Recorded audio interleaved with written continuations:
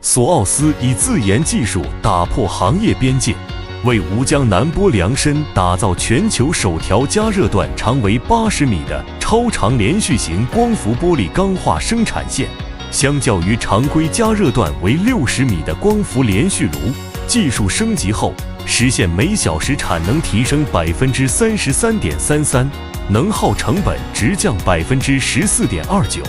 这意味着在同单位时间内多产33.33%的高品质光伏玻璃，同时节省14.29%的用电成本，且在同等电耗情况下，采用索奥斯定制化高效节能风机方案后，